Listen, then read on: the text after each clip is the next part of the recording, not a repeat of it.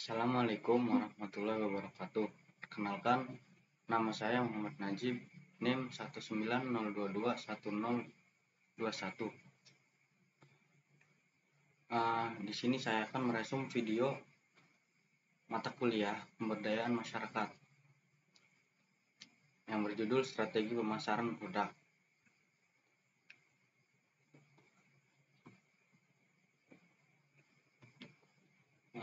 Yang pertama, perlunya strategi pemasaran. Pemasaran merupakan faktor penentu keberhasilan aktivitas pemasaran. Sangat perlu dilakukan oleh pelaku usaha yang masih baru maupun yang sudah berjalan. Tanpa pemasaran, suatu perusahaan akan seperti kehilangan dorongan untuk bertahan dan bersaing yang selanjutnya akan di titik kemunduran. Selanjutnya kita bahas bagaimana perusahaan membangun bauran pemasaran. Segmentasi pasar merupakan langkah pertama dari 3 langkah yang berurutan. Langkah pertama yaitu segmen pasar, yang kedua penentuan target pasar, yang ketiga positioning. Yang pertama, segmen pasar. Segmentasi ini didefinisikan sebagai proses membagi pasar yang heterogen. Heterogen itu ialah beraneka ragam ke dalam kelompok kecil yang relatif homogen. Homogen sama dengan relatif simple. Selanjutnya langkah penentuan target pasar. Langkah ini pada dasarnya ialah mengevaluasi daya tarik setiap segmen dan memeriksa apakah segmen tersebut sesuai dengan kapabilitas dan sumber daya yang dimiliki oleh perusahaan.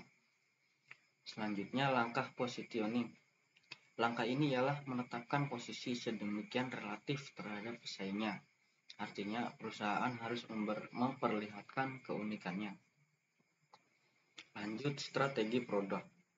Strategi produk adalah strategi yang paling krusial atau yang paling biasanya banyak digunakan oleh perusahaan-perusahaan pada umumnya. Nah, dengan demikian strategi lainnya belum relevan apabila produknya belum eksis. Lanjut, strategi harga. Harga adalah sejumlah uang yang dibayarkan konsumen untuk memperoleh suatu produk. Dalam menentukan harga, perlu memperhatikan 4 kunci. Kunci yang pertama yaitu biaya, yang kedua permintaan, yang ketiga nilai pelanggan, dan yang keempat harga pesaing. Lanjut, strategi distribusi. Strategi seringkali dilupakan dan tidak dianggap sebagai elemen terpenting dalam bauran pemasaran. Terdapat 2 isu strategis dalam distribusi. Apakah menjual produknya langsung ke konsumen atau melalui perantara? Di bawah ini adalah bagan-bagan 2 isu strategis dalam distribusi. Lanjut, strategi promosi. Promosi merupakan aktivitas yang menunjang keberhasilan. Tanpa promosi, keunggulan produk tidak dapat diketahui konsumen.